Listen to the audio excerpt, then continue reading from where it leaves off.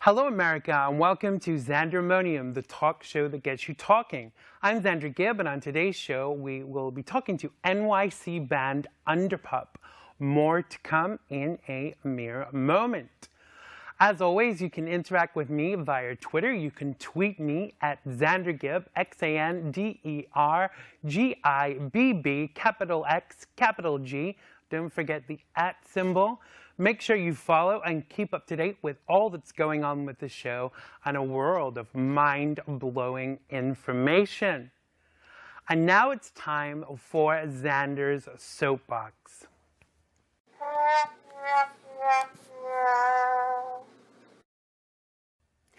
So America waited recently with bated breath for the announcement from President Obama that may or may not change the lives of America's millions of undocumented residents.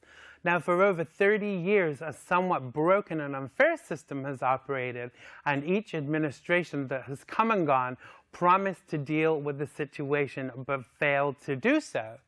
Now, there are many views on the situation, and some believe all undocumented residents should be rounded up and shipped back to where they came from. How Christian and enlightening. Now, when did we forget that America is an immigrant nation? And whether you were born here or not, you are more than likely from immigrant stock, unless you are Native American, that is. So what of all those opinions on this issue actually forget is that the lack of decision leaves families in limbo while they actually reach a consensus. Now, everyone was expecting a full-blown amnesty, and the concession of the Obama administration offered was a hold-off from deportation for 3 years for those who registered and had been here longer than 5 years and had children in these United States. Now, it changed very little in terms of what it had to offer. Now, the UK has offered 2 amnesties over the past 2 years with no fines, no back taxes, and gave the people passports and work documents.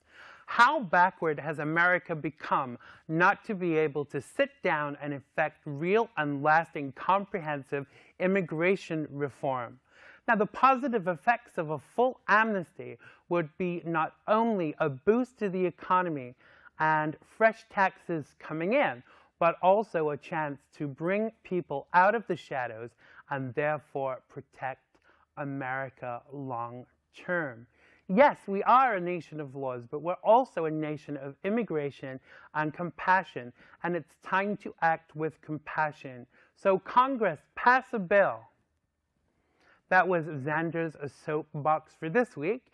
If you'd like to come and get on your soapbox, you can email me at xander@xandergibb.com. That's xander@xandergibb.com. And now it's time for Watch This Space. Look out! So this week I was lucky enough to catch up with NYC-based band Underpup, Terry, Maureen, and Dave. Let's check it out.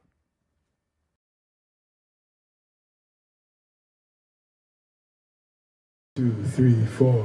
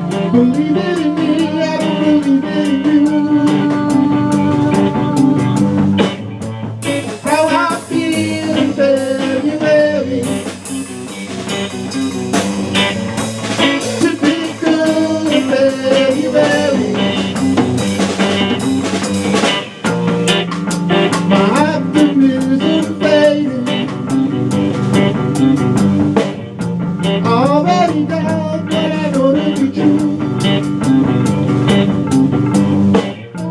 Believe in me, I don't believe in you. How I feel in February. Typical of February.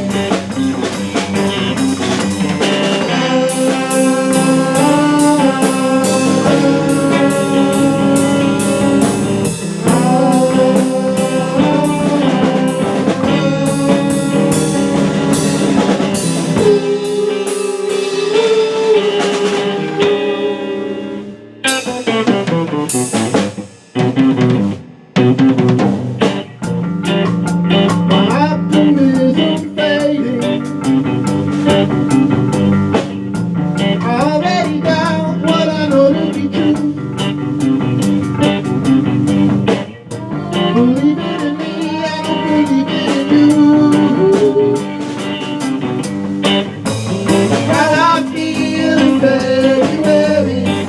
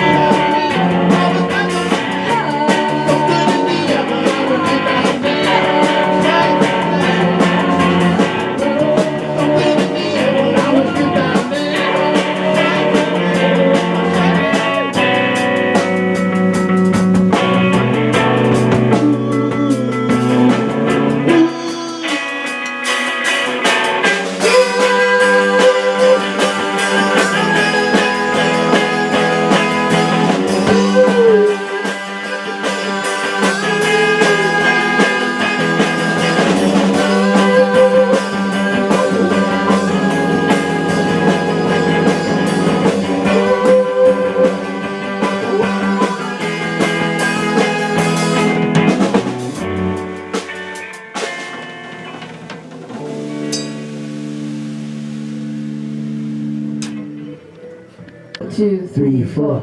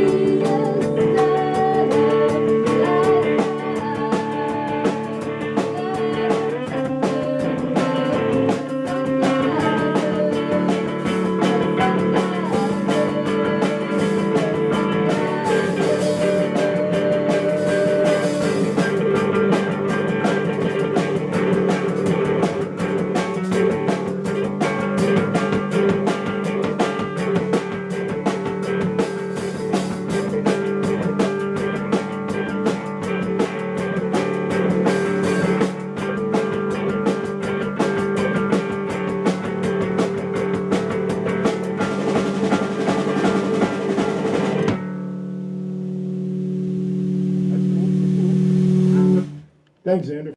So I'm joining Terry and Dave from Underpup, and I've just had the pleasure of seeing them at Rivington Rehearsal Studios. So welcome to Xandermonium, guys. Thank you. Thank you. Now the first thing I really want to know is, where did the name come from? Underpup.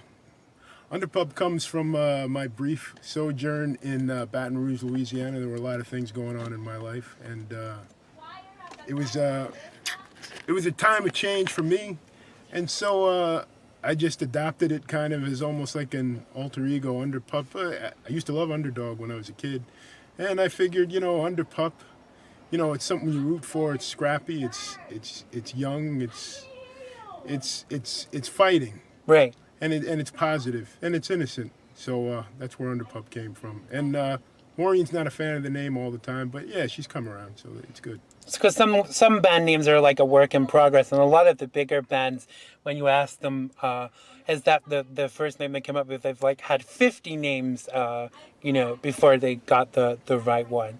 So tell me, guys, who are your influences? Dave, who influences you musically? I've got a lot. I like a lot of the German 70s bands. I like a lot of post-punk stuff. but I've played all kinds of stuff. In terms of drum styles, what I'm kind of trying to do is do two completely contradictory things, which is kind of combine the kind of sparseness of, say, the guy from Wire with, say, Keith Moon, Right. which is kind of impossible. But the link is the German stuff because, like, say, the drummer with Can has some of both qualities, so it can be done. But for me, in this band, it would be a lot of the more angular kind of post-punk stuff, Right. Gang of Four, Wire, that sort of thing. What about you, Terry? Who are your influences in the music world?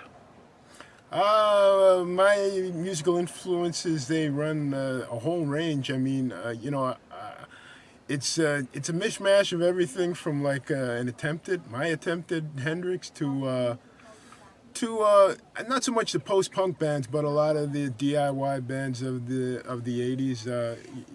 I love that book, Our Band Can Be Your Life, Michael Lazaret. And a lot of those bands had just got in a van and went around the country and kind of learned to play as they went. And, like maybe even like some of the artier bands, Roxy Music, Talking Heads, it's hard to like nail it down. But at the same time, a lot of 70s soul I really love. But yeah, it's more in the rock vein. So it runs the gamut, really. Right. So was it a kind of like mindful choice not to do covers and write your own stuff? Because a lot of bands kind of do a mixture, but you only do original, is that right? Yeah, that's right. I think a lot of that came from originally like just teaching myself to play. And, I do like covers, but I just like, I saw a band that Dave used to be in that was called Hot and Hazy, and they did a lot of original material. And it was just, like more of a performance art thing, or challenging audiences to try and get immediately into what you're doing, as opposed to, Right. not to knock the cover thing, but a lot of people get caught up in doing covers and then never get around to their own stuff. That's what it seems to me. So. Absolutely. So tell us a bit about the writing process. Do you all have a part in the writing process, Dave, or is it just Mo and Terry? Well, I think we should both answer that because it's changed a lot. And definitely Terry is the primary writer. So what I may do is pass this over to him now and then continue on with how we've developed, how it's become more communal. Okay. Because he's definitely the starting point for it, but it has become communal in several different ways.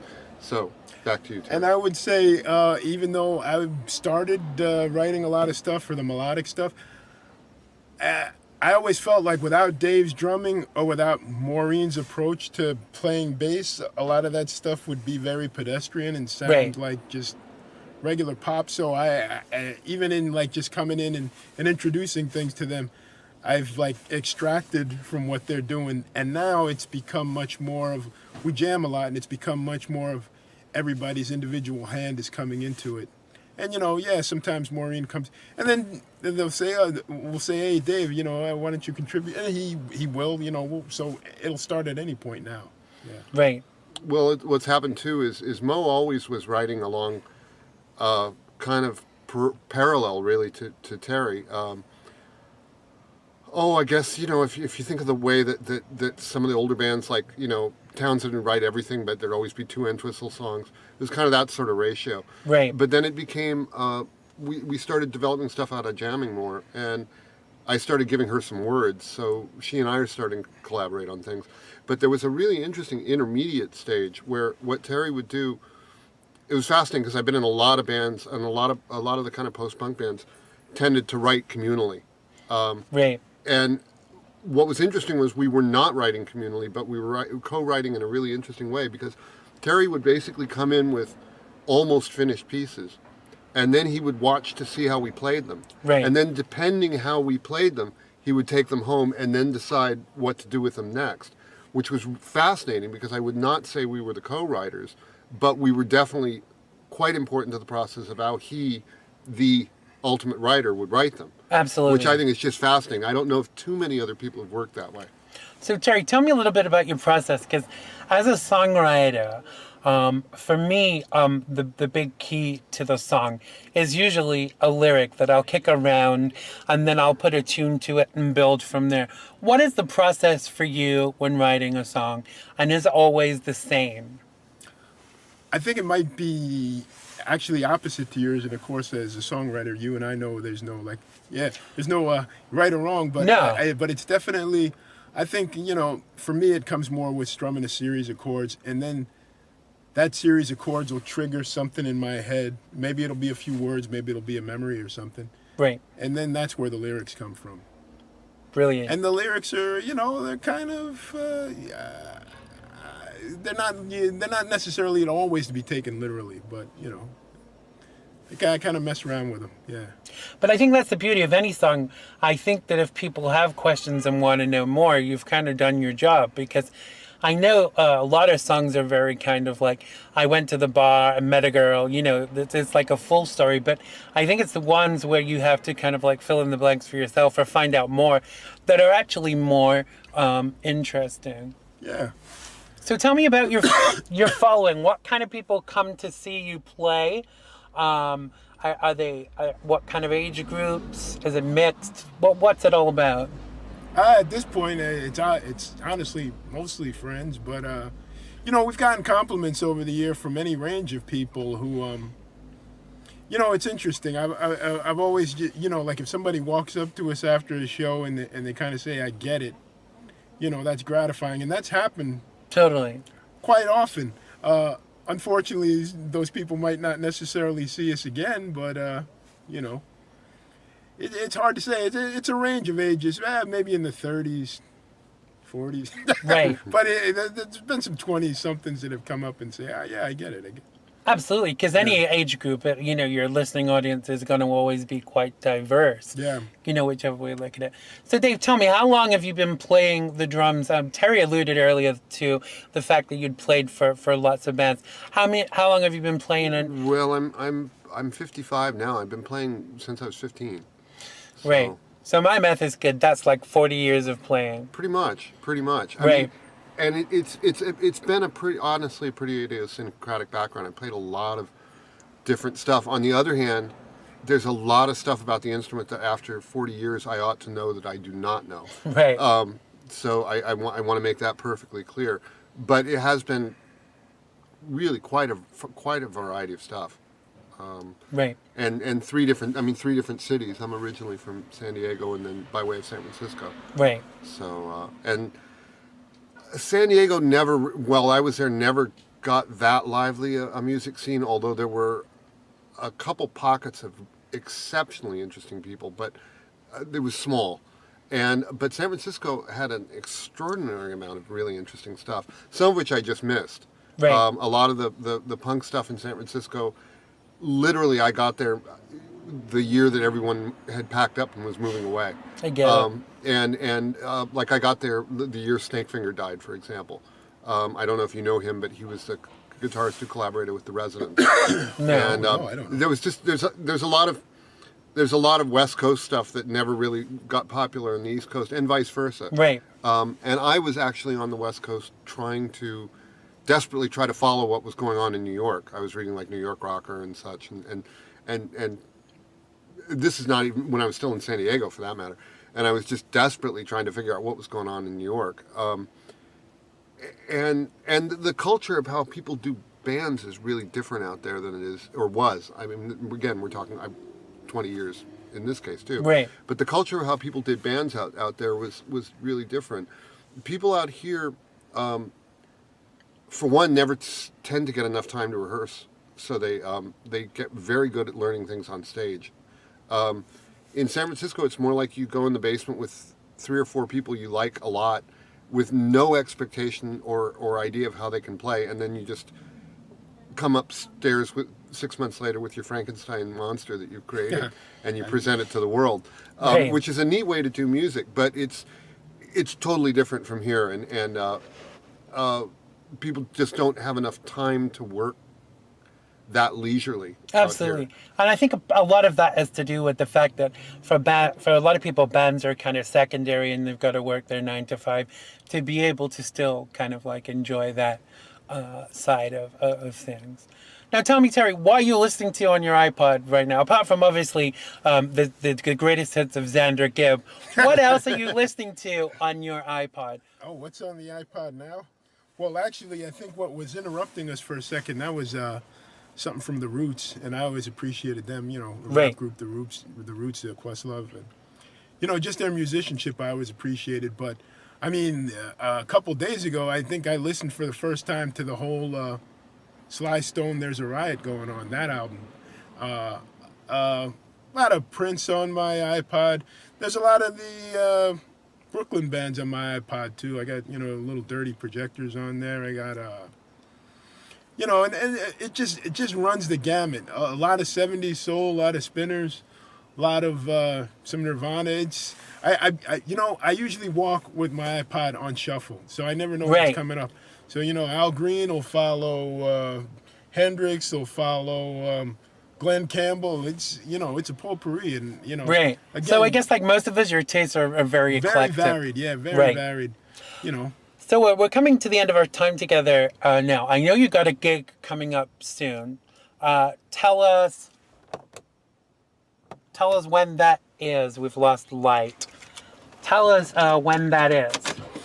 Oh, okay, yeah. So, yeah, we're gonna be playing over at Trash Bar 3 weeks from now. Trash Bar in Brooklyn, and that's Tuesday, December 16th. And we go on at 9. The times run pretty good. We're going on for 45 minutes at Trash Bar. We always play pretty well there. Cause, yeah, it's a nice, it's got that nice vibe. Is it free to get in, or is there a cover charge? There's a $7 cover charge. Right. Yeah, I mean, if you like, there's a you know, happy hour there, but $7 cover charge.